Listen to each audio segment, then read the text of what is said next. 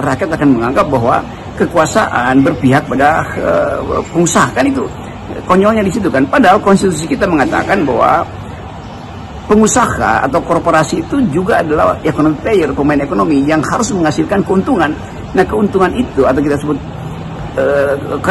perusahaan itu hidup dengan mengakumulasi supaya ada keuntungan. Nah, keuntungan itu harus diratakan, harus didistribusikan justru oleh negara tuh. Supaya ada prinsip kedua, yaitu selain korporasi ada koperasi itu. Mengaktifkan koperasi artinya mengaktifkan kedaulatan rakyat. Jadi komponen berpikir itu mesti lengkap. Seringkali kita harus berdebat justru dengan kemampuan untuk berbicara di tingkat yang konseptual. Tapi di satu sisi saya melihat ya Bung Rocky, ini luasnya dukungan terhadap Said Didu ini mulai dari kalangan netizen sampai para tokoh melalui media sosial, termasuk juga mereka yang hadir mengawal dan menemani Said Didu. Kemarin jumlahnya ratusan itu ya saat diperiksa di polisi. Itu kita masih punya harapan sesungguhnya bahwa demokrasi di Indonesia itu bisa ditegakkan. Tinggal bagaimana ini pemerintahan itu menyahutinya. Betul, walaupun terseok-seok demokrasi masih bisa kita tegakkan itu. Dan tujuan masyarakat sipil adalah memungkinkan semua rakyat itu terwakili pikirannya. Kalau tidak terwakili oleh anggota DPR, maka harus terwakili oleh pers. Kalau tidak terwakili oleh pers, maka harus terwakili oleh semua netizen yang memviralkan semua kasus. Jadi kita sebetulnya punya perlengkapan. Formilnya adalah oposisi, itu mungkin tidak dikehendaki.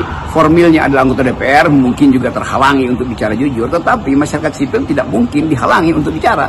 Karena ada jurnalis individual, yaitu netizen yang bisa mentiktokkan semua hal dan dalam real time. Jadi tidak mungkin lagi kita berupaya untuk mengendalikan opini publik. Opini publik justru adalah kejujuran untuk menghasilkan peradaban kemajemukan. Opini publik artinya ada kemajemukan pikiran. Jadi tidak mungkin dikendalikan sesuatu yang majemuk itu. Karena dasar dari negara ini justru kemajemukan.